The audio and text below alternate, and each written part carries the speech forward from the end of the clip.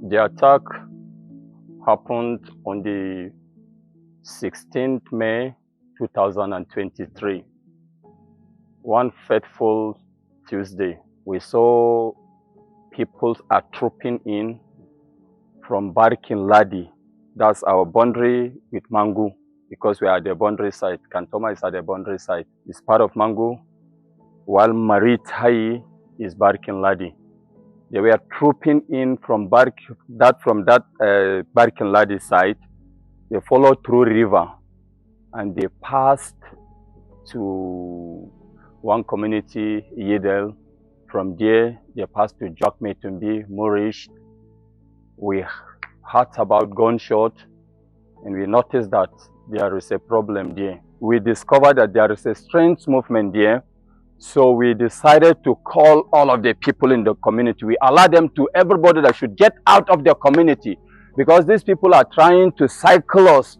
So we notified all the people that are in the community to get out of the community. Ba peme katar di pat di ni kat mun ku tong pa mun mem bi kas ni te farwa men ko ye pan to chong chong a shak mun le se mi te mi yakal mu tong men tas mi te mi mun mi yakal mu tong pa mu kat tam kas ibi chimang be mun an ko yak bem bi ni del don pe ni chong ko mun ha kyang te mu chan tung mu fulla mun di kat mun ama di kisi ni ben yakal ben pa chi shibon di pa mun ku sa to kas pa mun ku pan ke mem bi kas ben ti shama shak mun de mu chi fwang mun. This is a story that sometimes I don't feel like to share it, but I have to share it because it may inspire someone or it may help someone to grow. Now, it was due to the crisis we had, the recent crisis we are having in Mangu local government here. I decided to push it. So in the course of this crisis, they encounter the attacks and all the things that have been happening. The attacks, the midnight attacks, the day attacks. So this one happened in the night. We are there in the community because we cannot sleep because of the constant attack that has been happening. So they just took us unaware. Before we know it, we had gunshots, they are burning houses, and all of a sudden, when we are trying to retrieve from it as we are advancing. So when we realized that these people are coming to attack us, we were trying to see where we can escape with our lives. Then the next thing before I knew it, I just had a blast. Mun near mun chikar kat mun le mun anar, we mu puat sushi dengar ni. Mun ka sushi, ya ko mun na ne ko mu bam sen punu ni. Be tir ki sem bu sushi de mu suni. Be pak mu kat sen ko mu kat sen ko mu bud nyam sen, ama pak mu kat sen ko mu kat. Some of us, as God will make it, we escaped narrowly. But those that came behind us, most of them couldn't survive. Before we escaped, we started hearing gunshots. And all this, we're trying to escape with our life. There were gunshots everywhere. I don't really know exactly how it happened, but a blast. So I fell down. I just wake up from the ground to see that I don't have my palms like this. All of them are gone. So when I wake up, someone just came, a female. She came, and then because she has been with us, during the night watch. So she just came and then she raised me up and we try to run. So I just feel something is lost within me. When I notice it, I see that my palms are not there. So that's how I lose the hand. Mun busushi ni muna shaki mishun an ke mishina di ke mun dan shak. Dan wul me pe pam wam pam na shak de kas. De musobam so mul pe de musom kat ka funu ko mutongri. Pese mun ke ngala ta ki funu mu di se funu mu ka kap mulang mu. Those people that are coming around, they start killing them one after the other, men, children, and some of the elders. The town was so terrible that very day. Mogavul man is somebody that want to live in peace with everybody. They cut it from here. When they cut it, and after some days now, we begin to experience some problems down this area here. That's when they took me down to Jude. When they cut the hand here, then I was taken down to Jude, and then they have to take it back to this place here. I spent almost 3 months in the hospital because I almost gave up. I cry a lot because I said I have kids, 2 boys by then, children, 2 boys. And if all the responsibility would be on my wife alone, how will she cater for them? How will she, bring them up? I almost gave up. I was a right-hander. Ime lokaci kam tonko dun kam namun ta suka ba shi shakki alheri kanan kas. Bidi ni le panan hakeng bon rasa mishina. Ani cep mu kuda pa. Lang ci cebi su mutadi te sirri makaranta. My boy was attacked when he came back from school from CAST. That very year, he was attacked in the farm when he told the not to enter the farm that he's cultivating. And the boy left. And later on, when they met in the bush, he hit the boy with stick. I could remember. And that ends his life there. If I cannot use my left hand to work now, because I know it will be very difficult for me to begin to use left hand because I was a right-hander. But the God who will make it now, I begin to learn some of the things myself before I knew it, and now conversant with it. So right now my greatest challenge was there are things that I cannot carry them, but if I would get someone that will help me carry those things now, I will still do the normal work I can do. I go to farm, I can weed, I plant, and I can harvest. The only thing I cannot do is to till the land like this. The figure of people that were killed are 45 people. No justice in this issue because we can identify some of the people that attacked the community.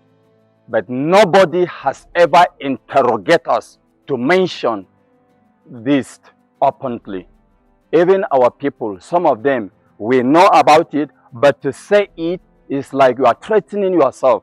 Of a truth, we know them, I was there, I'm eyewitness of this thing. And some of them, we know them, we met with them face to face. They are still within the community and we cannot go and face them. I'm appealing to government and the international community and any other person that is hearing my voice. Though the government have tried, they are doing their part.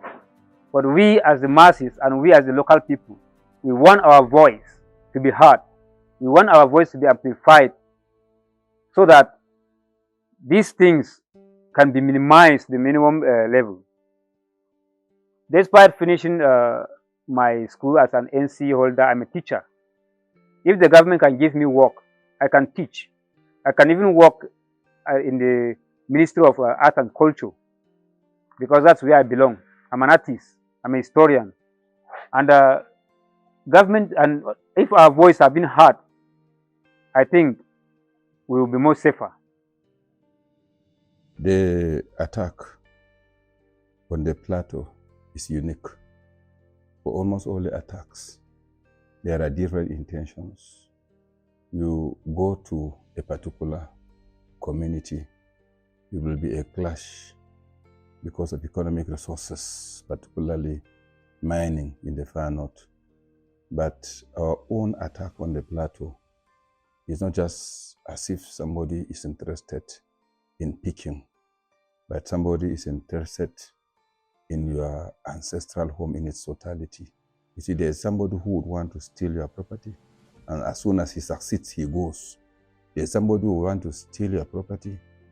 He would like to steal, he would want to kill, and he would even want to destroy. That's to erase history.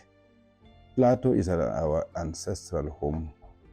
And for anybody who wants to raise the history of the originality of Plateau, is a total enemy. So ours, I see it from that perspective. It has been long. You can, the act is terrorism in its highest order. But sometimes terrorists come with a peculiar reason. And so long as that reason is achieved, they retreat. But this terrorist act seems orchestrated, planned, intentionally planned, a futuristic purpose of possessing, which will never die until the man gets what he wants to get. So that's why it lingers. It comes and go, it comes and go, it comes and go, until a decisive, permanent decision is taken. Herders are attacking the entire Uruguay land, day in, day out. And as I'm speaking to you now, all the way, I came from Jebu Miengo. I actually came here this morning to sympathize with my brethren in Tegbe district, that they were attacked by. Our people are predominantly farmers, so they farm tomatoes. So they bought a taxi to go and pack that loads to them so that they take it to the market. But it was unfortunately yesterday evening around 5 p.m. They were attacked by and they killed 4 people, the driver and 2 other women with 1 baby between 2 to 3 years old. This is my mom, and this is my younger one, and this is my grandmother. We are 6 in numbers. I'm the second born, and the 3 of them that are not around. Because of the crisis, we kept them in the town so that they can stay there. My father went out to farm, and he said that we shall come back in peace. And he left. After he left, we are in the house and it's late. We start asking each other, where is our father? Where is our father? Maybe he came back and he's another place. So as we arrange ourselves, the evening was not good. So we are trying to leave our house to the town so that we can sleep there. So as we leave our mother, he did not come back. We went there and we see our mother coming. And I asked her, is my dad back? She said no. Don abin da ya faru da mu, zo sun kukona mana duka kayaki, komi da komi. Mun fita fa ko kaya, mutanen sun yi mana taimako, yara suna makaranta. Yanzu ba abin da zan biya kuɗin makaranta da shi.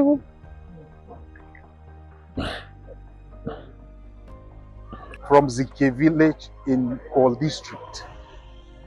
Truly, that attack shaked us very well, because we lost 52 to 54. The first day it was 52. Then after a day or two, those that were hospitalized, 2 of them also gave up their ghost, which made 54 persons in that singular attack.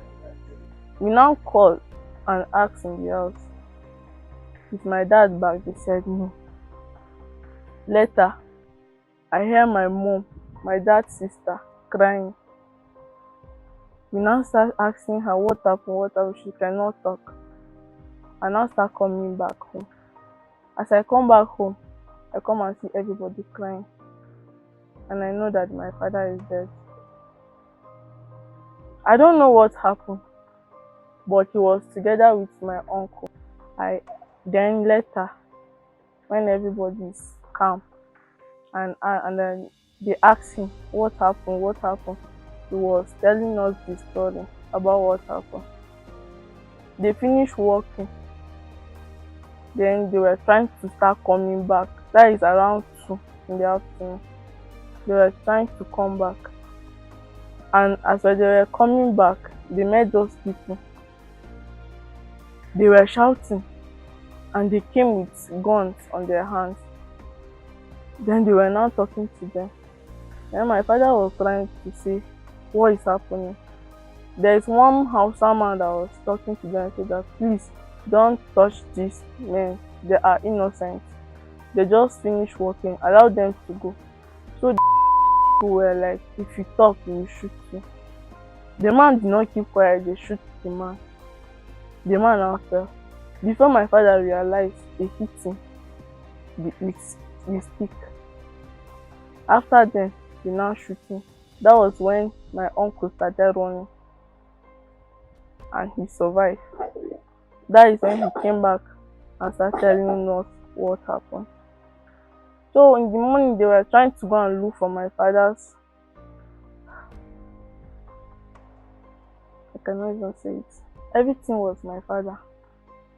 We does it together, but the main part is the one that does it. My sister, my younger ones, is the one that pays our school fees. Cikin gidan na mun kai 12.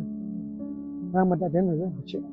If any international organization, any spirited individual or organization should come to the aid of our people